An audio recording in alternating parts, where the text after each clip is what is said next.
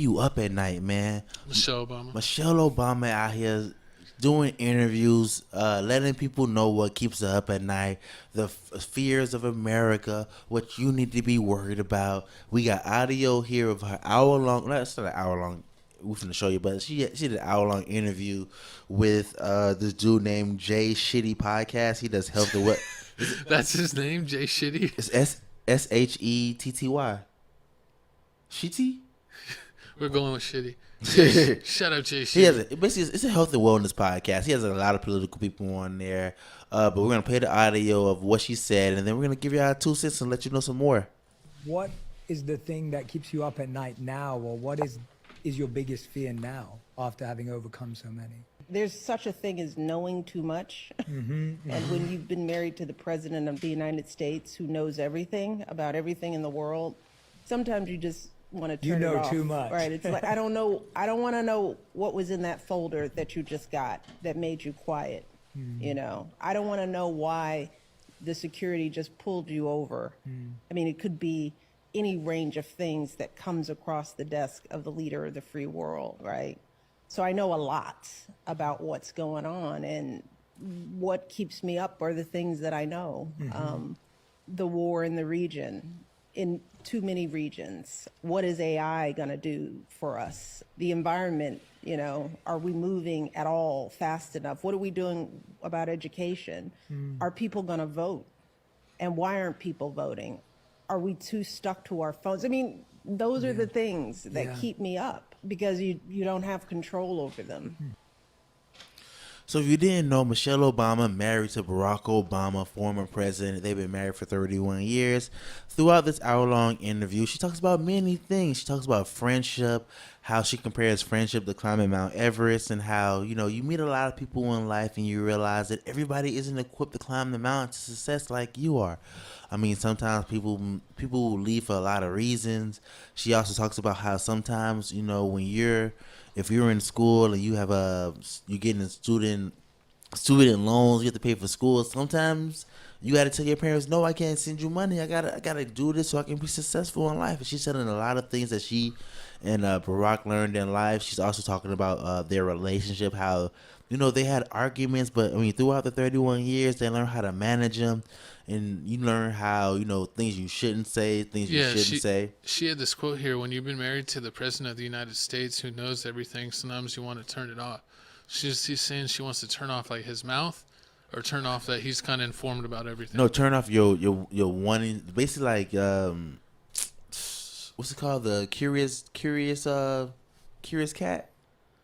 How the saying go? Curious Case of Benjamin Button? No, not Curious Case of Benjamin Button. But basically, like, you know, curiosity killed the cat. That's what it is.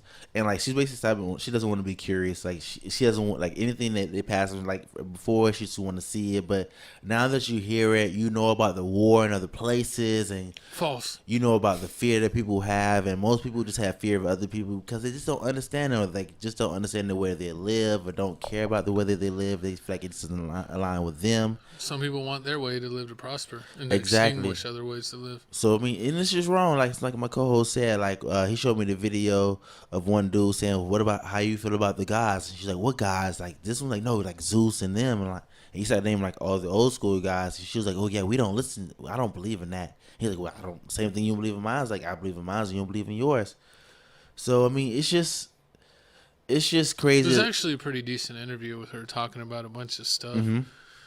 She seems like she's really worried about the election because Donald Trump is winning. He looks like he's killing it in all the polls. So she's scared of Trump, but I don't understand what she's scared about. I know that, you know, he's on the other team, that she's a Democrat and Trump's Republican, but as far as it goes, as far as financial well-being, when Trump was in office, the economy was the best it's ever been. You think so? Comment below. Let me know if you feel that same way my co-host I mean, feels. I know, according to my money man, that's what he said, and you know, and she's part of the people that are in the higher echelons. So if Trump's in office, her and Barack are going to make more money than you know, if Biden was in.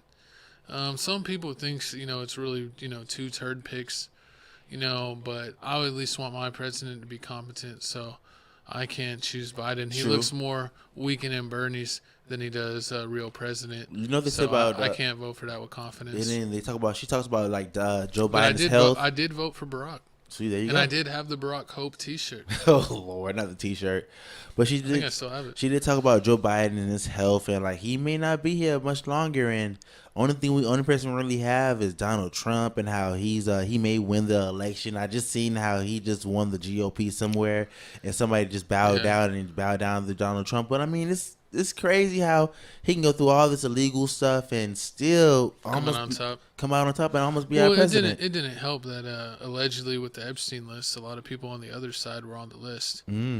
And it looks like that he was mostly cleared, but he may have been around some stuff. But we'll see. All that stuff's coming to a head. It's kind of hard to tell what's the truth and what's not the truth. You hear different stuff every day of the week. Do you think Michelle Obama and Hillary Clinton can run for the Democrat Party? Like, do you think They'll that probably fist fight each other before that? I don't know if Hillary will be able to run because Bill's been all over that allegedly that Epstein list. Supposedly, think it ruined chances. Yeah, because before she had that whole email controversy. True. Well, Donald Trump got all the other controversies in her hidden files. That's what I'm saying, man. It's like people really want to talk Republican or Democrat. I've voted both ways. I really try to choose on who I think is a better person. But now that I've gotten older, I just ask my financial advisor, who do you think will do better for the economy? And I just vote that way. So I no longer vote about laws and stuff. I more vote with my with my wallet, I guess you could say. Who's gonna give me more money? Who's gonna give me the most money? That's really all I care about. All that other stuff is trivial. I mean, I don't know. That's the kind of way I think about politics. You can get wrapped up in it and make that like your whole identity as a person. But honestly, the people that are political people and make that their whole identity, I hate them. They're almost as bad as people that are super religious. True. There's a bunch of, turds in a punch bowl. Yeah, because there's no winning. I mean, like... You don't want to hear that stuff all the time. True, and there's no winning. I mean, you can always... Like, people can talk about, like, the immigrants. They've been dropped off in Chicago in the cold weather and all these places. But that's kind of weird because, since we're in Texas, Tales from the Crib, and that we've been shipping... people that have been coming across illegally to New York. In Laredo. And supposedly they're going to, try to sue us or something. But, man, Texas still has the right to break away from the Union. So they might not want to make us too bad. And we might go back to the Republic of Texas. Would you want to be like in our own country, like Peter Topia? I mean, long as they don't decriminalize prescription drugs, I'd be happy.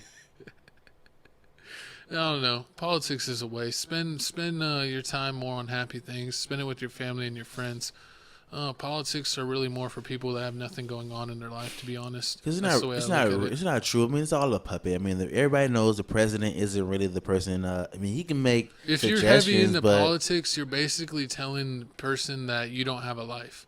If you have enough of time to where you can track down and be fully involved in politics, then you're basically a loser that has no life. I mean, so if you have the time to be, and you want to make that your thing, then go ahead and do it, but just know you're going to be a loser. It's really depressing. It's just nothing but a whole bunch of wars and people not agreeing, and this person wants more money than this person.